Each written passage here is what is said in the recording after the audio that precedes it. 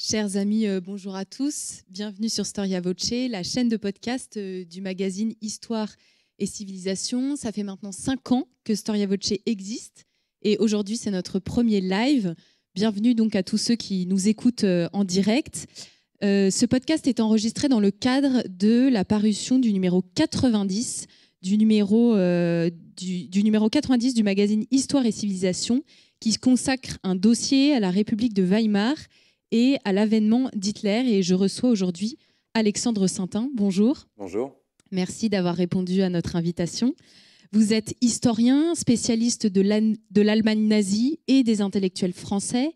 Et aujourd'hui, vous venez nous parler de votre livre « Le vertige nazi, voyage des intellectuels français dans l'Allemagne nationale socialiste ». Vaste sujet complexe. Et c'est un livre qui a été édité aux éditions Passé Composé. Donc nous allons discuter pendant 45 minutes autour de ce thème, donc les voyages en Allemagne nazie. Et ce sujet, c'est en partie le sujet de votre thèse de doctorat. Donc c'est un sujet que vous travaillez depuis longtemps. Et puis après ces 45 minutes, ce sera le temps des questions. Et tous ceux qui nous écoutent, vous pourrez poser vos questions via le chat et que je vous poserai donc par la suite. Pour commencer cette interview, une citation d'un écrivain à la réputation sulfureuse, Pierre Drieux-La Rochelle. Cette citation est extraite de votre livre. Et voici ce qu'il dit dans Récits secrets, rédigé en 1944. « J'ai toujours voulu rapprocher et mêler les soucis contradictoires, nation et Europe, socialisme et aristocratie, liberté de pensée et autorité, mysticisme et anticléricalisme. Des projets, des idéaux irréconciliables, mais en 1944, l'enthousiasme semble laisser la place à l'aveu d'échec. Drieux-La Rochelle fait partie de ces écrivains français qui ont été séduits par le nazisme qui aurait peut-être réconcilié les paradoxes. Qui sont ces autres intellectuels français qui ont été intéressés par cette idéologie et qui ont voulu découvrir le national-socialisme sur place? Ces touristes en terre brune, et pourquoi cette fascination? Qui sont-ils? Et surtout, de quel bord politique se revendiquent-ils? Comment appréhender leurs écrits dont le point de départ s'inscrit dans un lieu, l'Europe, et dans un temps bien particulier, les lendemains de la guerre 14-18? Une première question, Alexandre Saintin, sur vos sources, puisqu'on est en histoire, et en histoire, on parle des sources. Le point de départ de votre livre et de votre thèse, c'est le récit, c'est le récit de voyage. Comment avez-vous délimité votre corpus? Quelles sources avez-vous mobilisées? Je vous remercie de cette question, puisque effectivement, elle est essentielle à l'abord d'un sujet comme celui-ci. Pour résumer les étapes, je pourrais effectivement dire que mon premier souci a été de collecter des récits imprimés, publiés dans des maisons d'édition de ces années 30. Il se trouve que le corpus de ces publications est relativement restreint. En revanche, la publication de ce type de récits dans des périodiques, cette publication, elle est foisonnante. Et là, pour le coup, on tombe dans une masse de rédaction, parfois difficile à circonscrire si on vise l'exhaustivité. Mais en tous les cas, j'ai cherché évidemment la publication de quotidiens, d'un certain nombre de journaux parisiens ou même provinciaux, que j'espère avoir dépouillés dans l'intégralité. Et puis également des revues alors, politiques, des revues d'essayistes, des revues plus littéraires également. Alors à publication variable, ça pouvait être des mensuels ou des périodiques bimensuels, là encore une fois, ou des bimensuels la plupart du temps, hein, pour une large partie d'entre eux. Et puis, parallèlement à cette masse de publications, j'ai eu aussi accès à des correspondances privées. Alors, en large partie versées à la bibliothèque Jacques Doucet, et ce qui m'a permis de rencontrer un certain nombre d'ayants droit, de petits-enfants et d'arrière-petits-enfants de ces écrivains, donc ce qui ne manquait pas de saveur. Et je pense également à l'IMEC, à l'Institut du monde des éditions contemporaines à l'abbaye d'Ardenne, près de Caen, qui a l'immense privilège aussi d'avoir dans ses archives une documentation extrêmement riche versés aussi par les ayants droit de ces écrivains. Donc voilà pour l'ensemble de ces textes qui m'ont intéressé, qui m'ont passionné pendant plusieurs années. Il s'agissait de mettre un point final à un moment donné, puisque je pense qu'on pouvait encore continuer à fouiller, trouver d'autres documents qui n'ont pas été publiés, possédés probablement dans des archives privées, là encore. Mais j'espère avoir fait majoritairement le tour de la question avec ce livre. Et quelle est la particularité du récit de voyage par rapport aux autres récits ? Alors, on peut considérer que la particularité, c'est d'inscrire, alors soit dans l'incipit du récit, soit tout au long du récit, des éléments indiquant un déplacement, indiquant une description, une rencontre, des échanges, plutôt que systématiquement un point de vue ou une analyse politique qui serait purement théorique. Donc, il est vrai qu'à chaque fois, j'ai tenté, en tout cas, de sélectionner ces récits selon cet angle-là. Si le récit mentionnait un déplacement ou une rencontre, je le sélectionnais.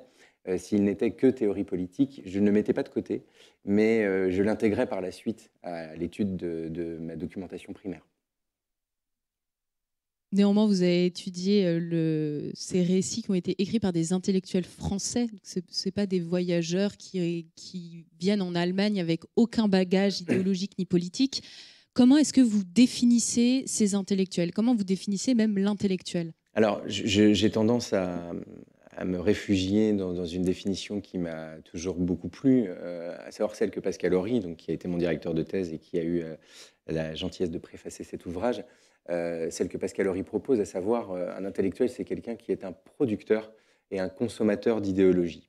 Je trouve qu'en fait, on résume assez bien la posture, le désir et les ambitions de l'intellectuel par ces mots de producteur et consommateur d'idéologie, en ce sens qu'il s'inscrit évidemment dans un débat public. On peut revenir à la définition, dans une certaine mesure, qu'a incarné Zola au moment de l'affaire Dreyfus. Il se positionne dans un débat public, mais pas seulement. Il est aussi finalement le réceptacle d'idéologie qui le précède, qui l'anime, mais il est également un producteur d'idées, un façonneur de concepts.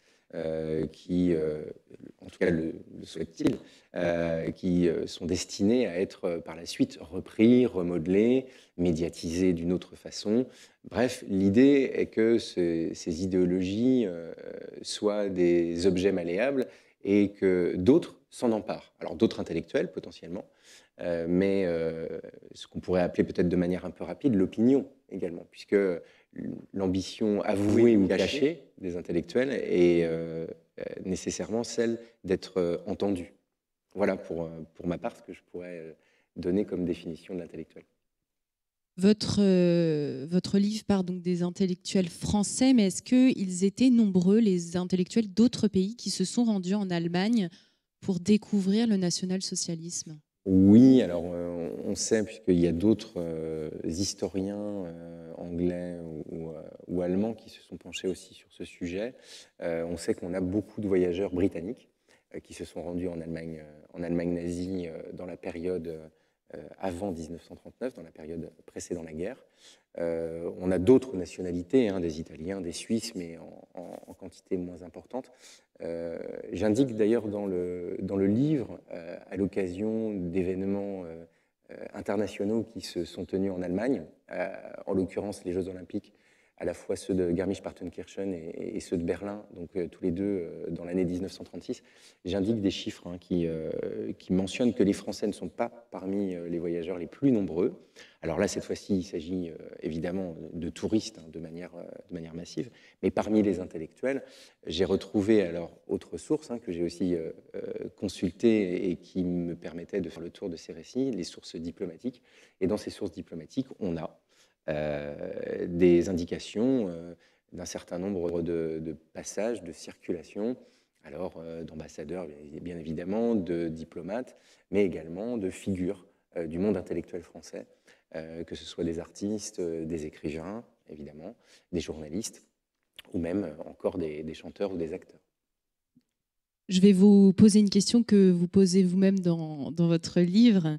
que connaissent les intellectuels français à l'aube d'un voyage en Allemagne nazie? Qu'est-ce qu'ils veulent découvrir?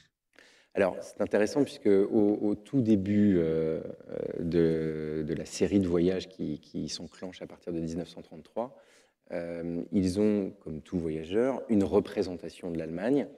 Et cette représentation de l'Allemagne, en fait, est héritée d'un bagage intellectuel qu'ils se sont construits au travers d'autres récits, les ayant précédés, ou au travers d'échanges qui ont été réalisés précédemment par des anciens combattants ou par d'autres jeunes étudiants ou jeunes professeurs de l'université qui avaient maintenu leurs échanges avec l'Allemagne pendant l'entre-deux-guerres. Et à plus forte raison, au travers du pacte de Locarno, les rapprochements ont été de plus en plus nombreux.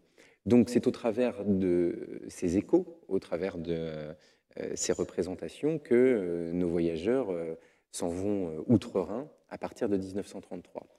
Alors pour une partie d'entre eux, ils ont déjà rencontré des nazis, notamment de jeunes nationaux socialistes, à l'occasion de rencontres et de sommets de la jeunesse franco-allemande. Alors ces rencontres ont eu lieu à plusieurs reprises. On a 3 rencontres avant 1933 qui ont été organisées donc, par les cercles d'anciens combattants et les cercles de jeunesse politique franco-allemands. Et ces rencontres ont eu lieu entre 1930, 31 et 32. Donc ils ont déjà échangé sur cette Allemagne, alors je dirais à la fois en reconstruction et puis en remodélisation politique, puisque à partir de 1932, cette fois, on a des scores effectivement très importants aux élections législatives du NSDAP, du Parti national-socialiste. Donc ils ont déjà une connaissance. En revanche, ils ont aussi une représentation, je dirais, fantasmée de cette Allemagne, à savoir la représentation liée au tableau romantique que plusieurs artistes ont pu leur peindre de cette Allemagne, alors notamment de l'Allemagne rhénane. Ils ont également une représentation intellectuelle au travers des écrits des intellectuels allemands, que ce soit les philosophes, de Kant à Fichte, en allant jusqu'à d'autres intellectuels comme Heidegger, par exemple, qui déjà sont connus par des étudiants philosophes français, notamment Jean-Paul Sartre. Voilà, donc c'est cette connaissance-là dont ils disposent.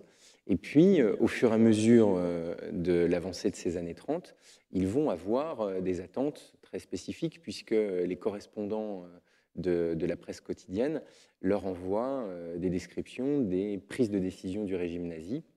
Et un certain nombre d'intellectuels français qui n'ont jamais mis le pied outre-Rhin ont un désir irrépressible d'aller vérifier par eux-mêmes, de se faire leur propre avis et de rencontrer alors soit ces nouveaux dirigeants du régime allemand, soit de partir à la rencontre de la population, soit la population qui adhère au régime nazi, soit pour un certain nombre d'intellectuels français de gauche, la population qui résiste au régime nazi, à savoir la population communiste qui est désormais terrée, souterraine, condamnée à l'opposition clandestine.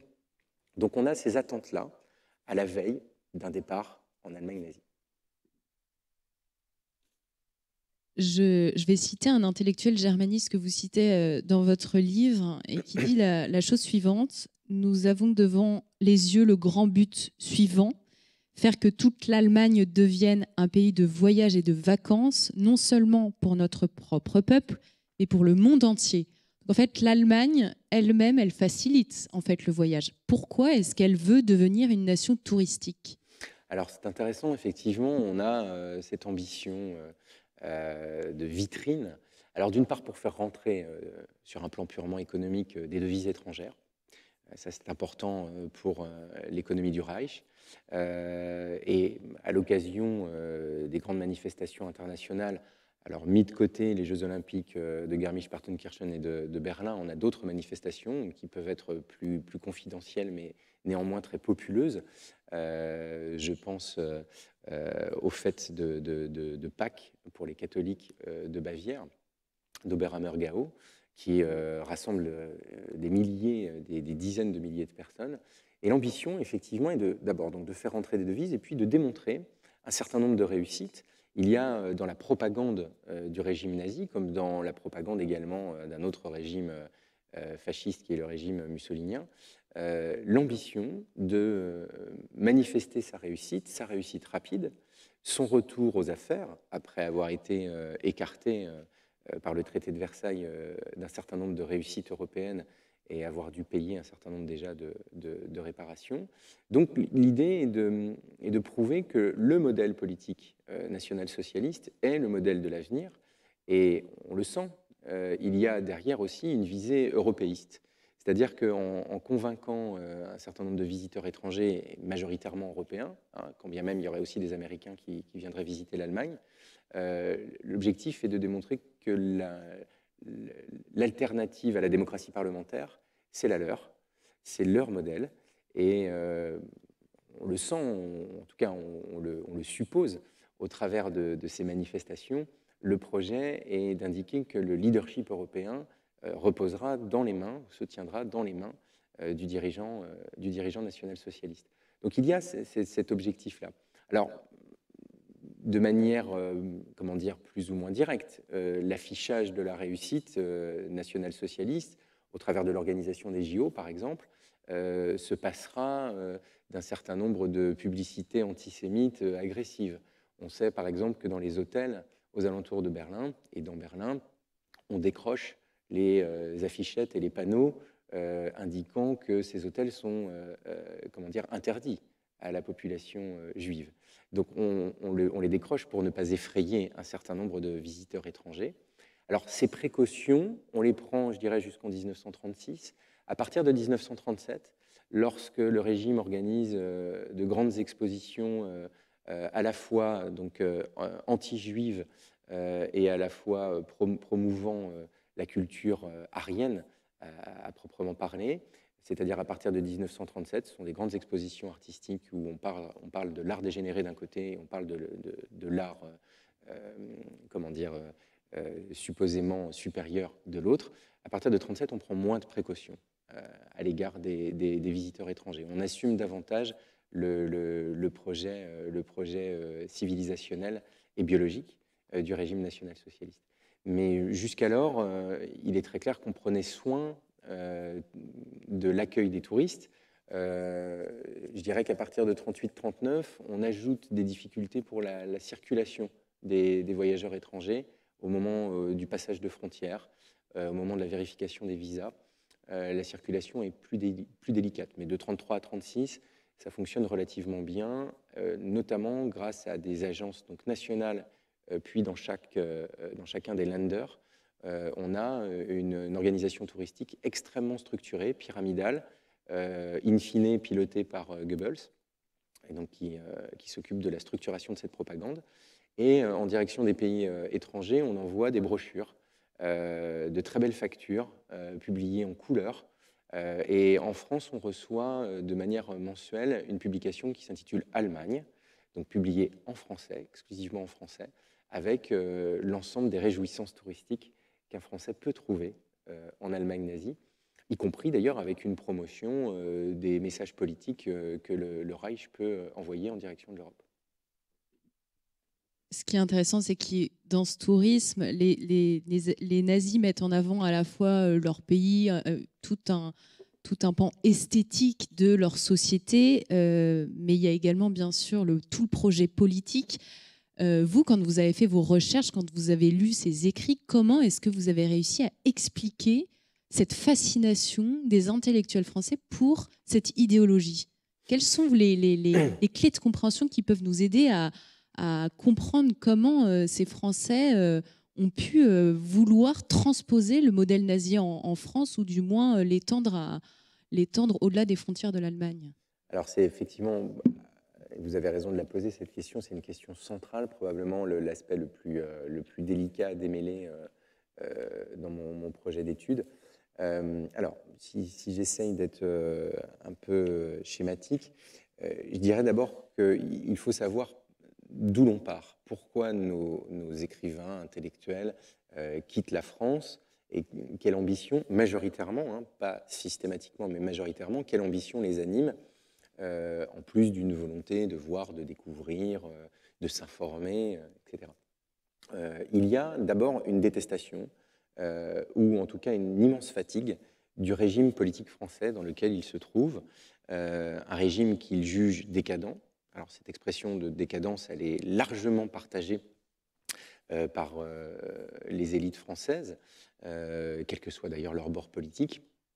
Et cette détestation du modèle français, alors elle s'appuie sur deux choses. D'une part, une détestation du modèle de la démocratie parlementaire qui, selon eux, a fait leur temps. Elle n'a pas su, cette démocratie parlementaire, préserver ni l'Europe ni la France, plus spécifiquement, des dérives du monde industriel, des abominations de la Grande Guerre. Donc ce modèle démocratique et parlementaire est à bout de souffle. Donc il faut vérifier autre chose. Et lorsqu'on vérifie un autre modèle et qu'on y voit des réussites, il y a un début de fascination qui se met en place, mais ce n'est pas suffisant. L'autre point qui explique la fatigue ou la détestation du modèle français, c'est un autre aspect de la décadence, à savoir l'aspect démographique. C'est ce constat, parmi un certain nombre de classes d'âge de nos intellectuels français partis en Allemagne nazie, que ce soit les plus jeunes d'ailleurs ou les plus âgés, pour des raisons différentes, le constat que la démographie française s'épuise, que la jeunesse n'est pas au pouvoir, et que Outre-Rhin, ou d'ailleurs Outremont, pour faire référence à l'Italie fasciste, on a une classe de dirigeants politiques beaucoup plus jeunes. En somme, la France est gérée par une gérontocratie qui elle-même est fatiguée, qui ne propose véritablement rien de nouveau ou bien des compromis très mous. Et de l'autre côté de la frontière, on a des jeunes générations qui prennent des décisions radicales et selon eux, il faut les examiner. Donc, on a ce double constat-là au point de départ. Arrivé sur place, on pourrait éprouver une déception, on pourrait éprouver des angoisses face au modèle national-socialiste. Encore faut-il savoir ce qu'on peut voir, ce qui nous est accessible. Alors, on n'est pas comme en Union soviétique avec une agence de voyage qui, à l'époque, s'appelait la Vox et qui pilotait tout touriste étranger sur des espaces spécifiquement choisis pour que ces touristes n'aient pas la possibilité de voir librement ce qui se passait en Union soviétique. Mais lorsque, par exemple, Marie-Claude Vaillant-Couturier voudra visiter un camp de concentration, d'ailleurs parmi les premiers journalistes français, reporters français à en visiter, on lui montrera systématiquement les côtés les plus visibles du camp de concentration, les prisonniers dans le meilleur état de santé, afin de démontrer que ce système n'est qu'un système de redressement politique et non pas un système d'avilissement de l'humanité. Et pour clôturer d'ailleurs ce type de visite, on terminera, pour un certain nombre de ces reportages dans les camps de concentration, on terminera par une comparaison avec les bagnes coloniaux que la France a pu mettre en place de son côté. Donc, on peut effectivement éprouver des déceptions, on peut voir plus ou moins librement ce que le régime national-socialiste propose, mais je dirais que la fascination, elle s'établit définitivement lors des grandes manifestations esthético-politiques du régime nazi, lors des rassemblements de Nuremberg. Chaque mois de septembre, le Parti national-socialiste réunit son congrès à Nuremberg et manifeste chaque année autour d'un thème les réussites du régime, l'adhésion massive, populaire, joyeuse et festive de l'Allemagne tout entière autour du projet nazi. Et les Français qui assistent à ces manifestations de Nuremberg en reviennent, pour la quasi-totalité d'entre eux, jamais effrayés, toujours passionnés. Vous faisiez référence tout à l'heure à Drieux-La Rochelle en début d'entretien. Drieux va à Nuremberg en 1935 après avoir assisté au rassemblement des jeunesses communistes, des Komsomols, à Moscou. Et il fait la comparaison, quasiment à un mois d'écart, entre ces rassemblements moscovites et les rassemblements nurembergeois. Et il va sans dire pour lui que la structure, l'enthousiasme, le projet politique porté par les nazis lui semble, à cet instant, en 1935, largement plus susceptible d'emporter l'adhésion des Français. D'où l'idée, pour une majeure partie d'entre eux, de transposer les méthodes nationales-socialistes un jour en France, alors autour de leaders pour un certain nombre d'entre eux, ils se sont vus comme ces futurs leaders, des leaders intellectuels et politiques. Mais en tout cas, c'est une méthode, après les avoir fascinés, qu'ils cherchent à transposer afin de rajeunir, redynamiser la démocratie française, quitte à d'ailleurs changer de modèle politique. Est-ce que ces intellectuels ont eu une influence dans le milieu intellectuel français en général et dans la société française? Alors, là, pour le coup, c'est une question complexe, c'est la question de la réception de leurs récits ou de leurs ambitions, idéologiques. On sait qu'on peut mesurer le rayonnement de ces idées au travers du nombre de publications, notamment dans les périodiques, qui sont les plus susceptibles de toucher une masse de lecteurs dans la population. Un certain nombre de ces journaux, comme le Petit Parisien, comme le Journal, sont des journaux tirés à plus d'1 million d'exemplaires chaque jour et qui finissent effectivement par toucher de très nombreux lecteurs. Le Matin, qui est un autre quotidien également. De là à ce que l'idée soit intégrée, que le lecteur se l'approprie et qu'il porte à son tour ce genre de propositions politiques, il y a un grand espace, il y a une marge. Alors on sait que, c'est l'étude qui a déjà été faite par de grands historiens britanniques ou américains, on sait qu'on a des ligues fascisantes en France, pour un certain nombre d'entre elles subventionnées par des fonds allemands ou des fonds italiens. Mais ces ligues peuvent rassembler au maximum 30 à 40 000 adhérents, militants. On peut penser aux Jeunesses patriotes, on peut penser au francisme de Marcel Bucard, un peu plus confidentiel. Mais si on pense à ces ligues, ce sont finalement quelques milliers d'individus. En revanche, ces idées ont été diffusées, alors, avant-guerre, par un comité qui s'intitule le Comité France-Allemagne, et pendant la Seconde Guerre mondiale, par son successeur, qui s'intitule le Groupe Collaboration, piloté à l'époque par l'écrivain Alphonse de Chateaubriand. Et ces deux comités avaient plusieurs dizaines de milliers d'abonnés, de sympathisants, d'adhérents qui venaient assister au discours de ces intellectuels revenus d'Allemagne, pour une large partie d'entre eux, et qui témoignaient de leur fascination pour le modèle national-socialiste. Donc on peut supposer qu'aux alentours de 200 000 personnes, probablement un petit peu plus à partir de la Seconde Guerre mondiale, 300 000 peut-être, ont été sensibilisés à ces thématiques. Ça ne fait pas pour autant donc un mouvement de masse, ça ne fait pas d'eux des prophètes en leur pays, mais toujours est-il qu'ils ont une surface médiatique, qu'ils sont entendus, que ces idées circulent, et il suffira de penser à l'accointance du projet de la Révolution nationale de Philippe Pétain pour comprendre qu'une partie des Français ont adoubé ce projet et ont supporté ce projet. Donc pas la totalité, on le sait bien, mais une large partie s'en sont accommodés. Donc ce sont des idées qui ne sont pas reprises dans leur intégralité, mais qui sont diffusées et qui sont entendues. Pour revenir sur les motivations, il y a quelque chose dont on se doute beaucoup moins.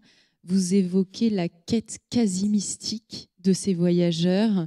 Certains intellectuels français ont trouvé dans le nazisme une réponse à des questions spirituelles. Je pense notamment à Chardonne. Est-ce qu'ils sont nombreux, ceux qui voient dans le nazisme comme une autre religion, comme une nouvelle religion? Alors, nombreux, je ne sais pas. Moi, j'ai trouvé qu'effectivement, l'occurrence de cette fascination spirituelle était assez massive pour pouvoir la relever. Moi, j'en compte une dizaine à peu près qui ont témoigné de cette réussite spirituelle et mystique. Alors, notamment à l'aune de l'enthousiasme populaire déclenché par les manifestations de Nuremberg, mais pas seulement. Alors, on peut penser à Chardonne, on peut surtout penser à Chateaubriand, que j'ai cité tout à l'heure, qui, malgré son grand âge déjà à l'époque, ancien prix Goncourt 1922, si ma mémoire est bonne, finissait par, malgré tout, drainer derrière lui un certain nombre d'individus totalement fascinés et absorbés par le projet de thaumaturgie du national-socialisme. C'est-à-dire que le mouvement allemand nazi était considéré comme une forme de messianisme, comme un rempart à un bolchevisme qui, lui, de son côté, était diabolisé. Et ce rempart au bolchevisme est probablement l'indicateur et la cause la plus frappante de cette adhésion spirituelle. C'est-à-dire que face à l'enthousiasme que pouvait aussi provoquer le bolchevisme partout en Europe, il fallait opposer un autre messianisme, une autre mystique, et faire référence à un mythe politique différent. Alors, l'opposition est très simple, et on comprend finalement, quand on la présente, pourquoi elle a séduit. L'opposition, elle s'établit de la manière suivante. Le projet bolchevique ou le projet communiste propose une lutte des classes, puis une dictature du prolétariat, tandis que de l'autre côté, le projet national-socialiste, lui, propose également un terme mouvement, qui s'intitule également révolutionnaire. On ajouterait volontiers le terme völkisch, puisque, pour reprendre cette expression allemande, c'est bien un projet raciste qui se trouve aussi derrière ce projet national-socialiste. Mais ce projet révolutionnaire nazi souhaite non pas dissocier les classes sociales, les opposer les unes aux autres dans une lutte fratricide entre bourgeoisie et prolétaires de l'autre côté, mais au contraire les rassembler dans une communauté du peuple, ce que les nazis appellent la Volksgemeinschaft. Et cette communauté populaire fait feu de tout bois, écarte toute appartenance sociale ou économique, de telle manière à les rassembler, ces catégories sociales, autour d'un projet, un projet purement nationaliste qui devrait satisfaire tout le monde, toutes les catégories.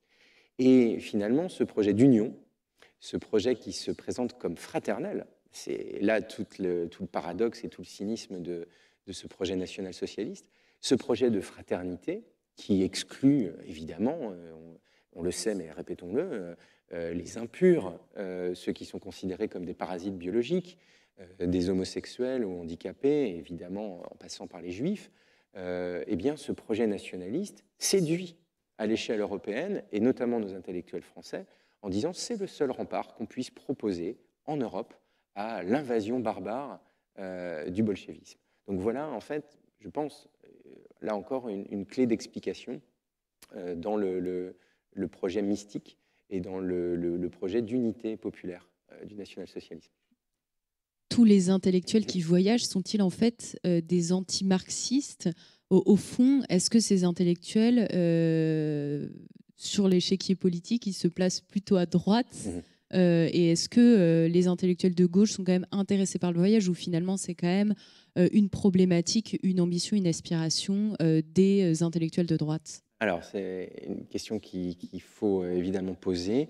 Majoritairement, sur ceux que j'ai pu lister, c'est-à-dire à peu près 200 noms en totalité dans ma thèse, je dirais que les 4/5e sont majoritairement de droite ou d'extrême droite dans leur prédisposition politique de départ. Lorsqu'ils franchissent la frontière, ce sont déjà des convictions qui sont ancrées. Le reste se trouvent être des socialistes, pour un certain nombre d'entre eux des radicaux, et évidemment quelques communistes qui souhaitent mesurer, je pense notamment à l'anarchiste syndicaliste révolutionnaire Daniel Guérin, qui voyagera assez tôt en Allemagne nazie pour voir quel est le sort que l'Allemagne nazie a réservé à ses camarades communistes. Donc on a très peu de militants de gauche, mais ces militants de gauche, en fait, quelques femmes d'ailleurs, tenteront de vérifier la qualité d'oppression. L'objectif est toujours bien sûr de mettre en place un combat politique pour distinguer ou mettre à jour des failles dans le régime allemand. Donc majoritairement de droite, pour répondre à cette question, de manière plus minoritaire de gauche, mais ils ne sont pas absents. Et ces voyageurs de gauche également auront un œil spécifique pour tous les opprimés. Pour tous les opprimés, pour tous ceux qui, en dehors de leur caste politique communiste, qui sont également mis au banc de la société allemande. Enfin, je pourrais faire référence alors à des voyageurs qui, bien sûr, peuvent avoir des opinions politiques de gauche ou de droite, mais leur classification n'est pas si évidente.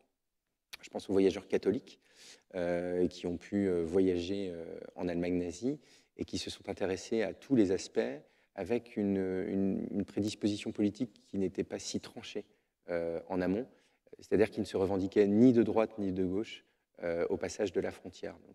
J'évoque notamment Robert Darcourt, qui a réalisé de très nombreux récits de voyage, cette fois-ci publiés dans des maisons d'édition, et dont les textes sont des mines absolues sur le sort, effectivement, eh bien, des catholiques, qui ont été également, pour une partie d'entre eux, mis au banc de la société nazie, ou en tout cas dressés, rééduqués. Mais bien sûr les juifs également, et puis des populations plus anodines, sans affiliation politique ou spirituelle particulière. Je vais reposer une question que vous posez dans votre livre, qui je pense peut nous aider à mieux, un peu à résumer tout ce que vous venez de nous dire.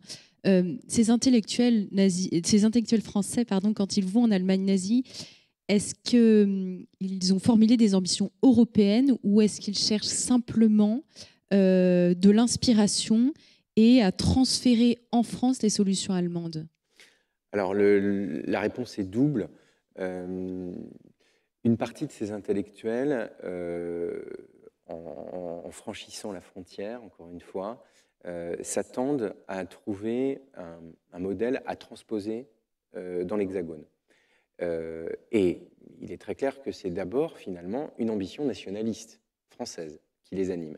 Donc, pour cela, il est très clair que de travailler sous la botte nazie, d'être en collaboration avec l'Allemagne nazie, comme les faits et les circonstances de la Seconde Guerre mondiale vont par la suite l'imposer, ce sera quelque chose de très difficile.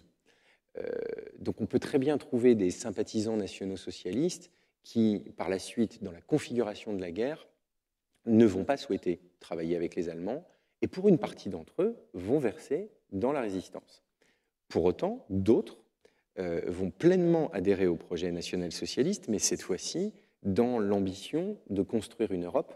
Alors, d'ailleurs, dans un jeu de dupes qui pénalisera ces intellectuels français, le jeu de dupes consiste en fait à leur faire croire que l'Allemagne et la France seront les deux têtes maîtresses de cette future Europe en construction. Dans la perspective de la fin de la guerre, l'idée est que l'Allemagne domine la totalité de l'Europe, et il est bien évident que dans la tête des dirigeants nazis, en particulier ceux des jeunesses hitlériennes ou dans la tête des opérateurs militaires ou des ambassadeurs, comme celle d'Otto Abetz, par exemple, il est bien évident que les Français n'auront qu'un rôle de subalterne. Mais je pense à Alfred Fabrelus, je pense à Chateaubriand, là encore une fois, on peut penser à Brasillac, on peut penser à Lucien Rebattet. L'idée est de fabriquer une Europe nouvelle avec deux têtes dirigeantes, la France et l'Allemagne, anti-bolcheviques, anti-parlementaires. Et là où ils ne sont pas dupes, en revanche, et c'est un point sur lequel ils adhèrent pleinement au projet nazi, cette Europe nouvelle sera sans communisme, sans parlementarisme et sans éléments impurs qui viendraient fragiliser la santé du peuple européen. Donc on retrouve parmi ces Français impliqués dans ces projets européistes, on retrouve également des leaders de mouvements régionalistes très inspirés du folklore breton d'un côté, comme Olière Mordrel, ou très inspirés du folklore flamand ou bourguignon, qui vont trouver des racines par une réinterprétation de l'histoire et par une ethnographie absolument fabuleuse et folklorique, hein, encore une fois, et qui vont retrouver des racines communes avec le peuple germanique. Mais ces ambitions d'une Europe aryenne d'un côté, ou ces ambitions d'une Europe franco-allemande, elles vont très très vite déchanter face aux réalités de la guerre à partir de 1943. Néanmoins, est-ce que ces voyages ont préparé la collaboration ? Oui, alors le maintien des structures, le maintien des réseaux d'intellectuels français d'avant-guerre se vérifie totalement pendant la Seconde Guerre mondiale. on a à très peu d'individus près les mêmes noms qui surgissent dans les groupes de collaboration. On a même des opérations de conversion politique, des gens qui passent de la gauche à la droite et à l'extrême droite nationale-socialiste. Donc on voit véritablement une continuité entre les réseaux d'avant-guerre et ceux de la collaboration. Est-ce que c'est une préparation? Est-ce que c'est une forme de propagande réfléchie dans la perspective d'amadouer les futures populations à conquérir du côté des nazis? On peut le supposer. En tout cas, c'est ce qu'on voit, c'est ce qu'on vérifie dans certaines archives que j'ai pu consulter au ministère des Affaires étrangères et au bureau des Affaires extérieures à l'Auswärtiges Amt à Berlin. On constate ces ambitions de faire converger les futures élites françaises. Donc c'est pour ça qu'on a une concentration de la propagande allemande en direction des jeunes Français et des jeunes intellectuels français. Le but est de les faire converger vers les ambitions nazies de telle manière à rendre probablement acceptable la future collaboration, ou en tout cas la future domination germanique. Vous avez parlé de conversion et d'évolution politique de certains intellectuels. Après la guerre, comment ces intellectuels vont assumer leur voyage? Est-ce que vous avez, dans vos recherches, trouvé des écrits d'intellectuels qui regrettent, ou alors qui essayent de se justifier, ou alors qui essayent de renier ce qu'ils avaient écrit auparavant? Comment ces écrits évoluent? Alors, ce qui est assez fascinant, et ce qui a été en fait l'objet d'un deuxième temps de recherche après ma thèse, pour pouvoir terminer ce livre, en fait, ce furent des recherches qui se sont penchées sur la série Z5 aux Archives nationales, à Pierrefitte-sur-Seine. Et cette série, en fait, nous permet d'avoir accès à des comptes rendus d'audience, de cours de justice, de chambres civiques, audiences lors desquelles ces intellectuels ont été entendus par des juges afin de rendre compte de leur état de collaboration. Un certain nombre d'entre eux ont été condamnés, un certain nombre d'entre eux ont payé pour d'autres, mais il est bien évident que dans ces échanges, qu'on peut lire parfois pour la première fois, parce qu'on s'aperçoit que certaines de ces archives n'ont jamais été décollées ou désépinglées. Voilà. Donc c'est un sentiment assez intéressant quand même de lire en intégralité ces comptes rendus. Eh bien, on s'aperçoit que ces intellectuels, je pense à Alfred Fabrelus notamment, cherchent à minorer l'impact ou l'étendue de sa collaboration. Un certain nombre d'entre eux cherchent aussi à faire valoir, je ne dirais pas des faits de résistance, mais en tout cas à nuancer leur engagement antisémite, à nuancer leur engagement anti-anglais, puisqu'on est bien sûr dans ce type de discours-là également pendant la Seconde Guerre mondiale, de leur côté en tout cas. Donc, lors de ces audiences, on voit une volonté de minoration. Par ailleurs, passé la guerre, pour un certain nombre d'entre eux, ils ont retrouvé des activités journalistiques extrêmement importantes, et de haut niveau parfois. Et au lendemain de la guerre, il n'y a pas de regret particulier. Pour un certain nombre d'entre eux, ils assument pleinement les choix qu'ils ont pu faire, en réécrivant d'ailleurs le passé. Et à l'époque, personne ne leur apporte la contradiction pour leur expliquer qu'ils se sont engagés sur une voie dangereuse très tôt.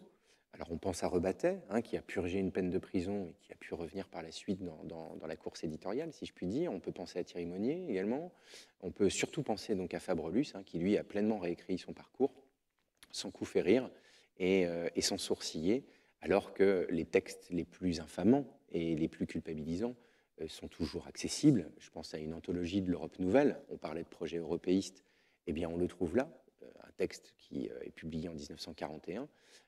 Cette anthologie de l'Europe nouvelle, donc d'Alfred Fabrelus, est une collection d'ambitions personnelles, de références totalement hétéroclites où on tente d'extirper des concepts à tous les intellectuels d'Europe, de telle manière à démontrer que le projet nazi est celui qui incarne le mieux ces concepts européens, à savoir les seuls qui permettent à l'Europe de se sauver, alors d'une part du danger matérialiste, incarné par le communisme ou le capitalisme américain, les deux sont mis dans le même sac du matérialisme, et puis d'autre part, préserver l'Europe du danger juif.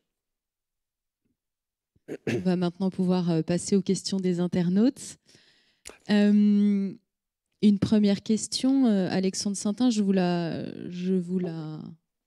dis telle qu'on me la pose.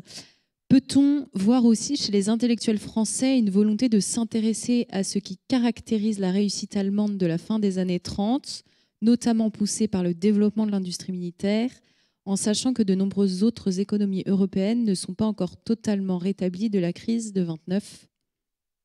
Oui, alors ce que j'entends dans la question, c'est un intérêt pour la rapidité du redressement économique allemand. Alors, c'est vrai qu'on a des projets d'études, notamment financés par la mission Rockefeller, de juristes et d'économistes qui partent en Allemagne nazie pour étudier le modèle économique allemand. Et il est très clair qu'à partir de 1936, le modèle économique allemand, je ne parlerai pas de renaissance, mais en tout cas affiche des performances qui n'avaient pas été vues depuis 1929. Et ces réussites peuvent intéresser les Français. Alors, je dirais que c'est de manière plus confidentielle parce que ces missions Rockefeller, en fait, concernent essentiellement des universitaires qui publient eux-mêmes dans des revues universitaires leurs constatations sur le sujet. Alors, on peut penser à des gens comme François Pérou, ou au juriste qui sera par la suite un résistant gaulliste très important, René Capitan, qui viennent étudier en fait aussi ces transformations juridiques et économiques, puisque les deux vont de pair en Allemagne nazie. Il faut d'abord changer les normes pour modifier ensuite les faits. Et voilà, donc ce sont des publications plus confidentielles. On a de mémoire quelques récits qui s'intéressent dans la presse quotidienne à ces réussites matérielles. Je pense à Pierre Hamp.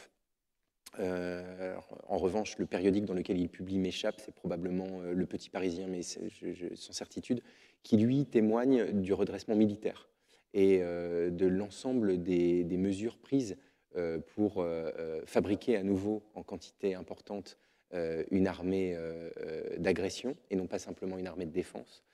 Et chacun de ces journalistes, de ces quelques journalistes reporters qui viendront vérifier les réussites économiques, chercheront malgré tout, avec un peu d'angoisse, les traces d'opérations militaires en route ou de rétablissement de l'armée en route. Je pense également c'est un peu plus tardif, aux années 1938 et 39, à deux voyages de reporters, alors qui sont extrêmement connus et extrêmement talentueux, et pour l'un d'entre eux, il versera totalement dans le national-socialisme au point d'intégrer la Légion des volontaires français sur le front berlinois en 1945, dans les ruines de Berlin face aux soviétiques. Je pense à Jean Fontenoy. Et Jean Fontenoy, en tant que grand reporter, a indiqué effectivement, dans un reportage avec sa compagne, l'aviatrice Madeleine Charnot, aviatrice et recordwoman de vitesse de l'époque, ils ont réalisé tous les deux un reportage sur les usines d'aviation Henkel, usines qui fabriquaient alors à la fois de manière ouverte et de manière dissimulée, dans des espaces forestiers ou dans des zones souterraines, les réussites de la fabrication militaire allemande. Tout ça, bien sûr, avec un regard toujours attendri pour le dynamisme des ouvriers allemands, dans la mesure où ces ouvriers allemands étaient très encadrés par un syndicat unique, le Front du travail allemand, donc qui se dit le Deutsche Arbeitsfront en allemand, donc le DAF. Et ce syndicat proposait, autre réussite, à ses ouvriers d'être polyvalents dans leurs tâches, de n'être pas uniquement focalisés sur une seule activité, mais d'être capables de passer d'une activité ouvrière à une autre, d'une tâche à une autre, bref, d'être en mesure de travailler sur tous les sujets ou presque. Et d'autre part, ce qu'il leur proposait, c'était aussi un modèle économique très intéressant de financement d'activités de loisirs pour eux-mêmes comme pour leurs familles, un financement qui, pour le théâtre, le cinéma et surtout les voyages organisés comme des croisières sur la mer Baltique. Donc je pense que oui, il y a un intérêt, pour répondre à cet auditeur, à cet internaute, il y a un intérêt très clair pour un certain nombre de ces voyageurs concernant les réussites économiques allemandes. Oui. Merci à l'internaute pour cette question pertinente. Une autre qui va vous plaire, j'en suis sûre, Alexandre Saintin. Les intellectuels français étaient-ils également fascinés par le fascisme? Ah oui, effectivement, ça me plaît. Puisque j'ai travaillé aussi dans ma thèse sur ces voyages croisés entre l'Allemagne et l'Italie fasciste. Oui, alors on a une large propension de ces intellectuels qui ont à la fois voyagé en Allemagne et précédemment, mais également pendant la période des années 30, en Italie fasciste. On a d'autres intellectuels qui n'ont voyagé qu'en Italie et pas en Allemagne. Donc on a les deux types de profils. Et la fascination est un peu différente. Alors, je dirais d'abord qu'il y a une fascination ancienne qui remonte à une tradition française attachée à la sororité latine, puisqu'il y a une proximité langagière, il y a une proximité culturelle qui favorise en tout cas ces échanges entre la France et l'Italie. D'autre part, il y a une tradition chez les intellectuels européens qui est très ancienne, mais qui est peut-être réactivée à l'occasion de ce XXe siècle naissant. C'est la tradition du Grand Tour, j'en parle aussi un peu dans mon ouvrage, cette tradition de formation des intellectuels, des professeurs, des étudiants, de circuler en Europe sur le modèle d'Erasme de Rotterdam et de constituer ou de prolonger sa formation au travers d'échanges, soit de correspondance, soit de visites auprès d'autres intellectuels. Et la destination prioritaire et privilégiée de ces intellectuels français était l'Italie. Cette tradition du Grand Tour, elle s'est poursuivie jusqu'au XVIIIe siècle, elle s'est un peu éteinte, puis elle est revenue au travers du mouvement romantique lorsque des écrivains ou des artistes sont allés décrire, peindre les ruines romaines sur le Forum, par exemple. Et là, elles reviennent à l'occasion du projet fasciste de réactiver cet empire romain et de constituer ce que Mussolini lui-même appelait une troisième Rome. Après la Rome des empereurs, la Rome pontificale, il s'agissait pour eux d'établir la Rome fasciste, avec d'ailleurs un projet de conquête assez similaire sur le plan colonial à l'ambition impériale d'Auguste et de ses successeurs, c'est-à-dire le projet de la conquête de l'Afrique, au travers de la Libye, de l'Éthiopie, de la Somalie ou de l'Érythrée. Donc oui, les intellectuels français se sont penchés sur le cas fasciste, à plus forte raison que les Italiens ont aussi versé, comme je le disais préalablement, quelques fonds de subvention aux ligues fascisantes françaises. Et il y a des liens qui se sont tissés. Alors on peut aussi penser à d'autres intellectuels qui n'ont pas vu grand-chose de la réalité du fascisme, même en circulant sur place. C'est un peu attristant de lire dans les comptes rendus de Simone de Beauvoir ou de Jean-Paul Sartre qu'on s'amuse beaucoup à Naples, mais on ne voit rien du modèle fasciste.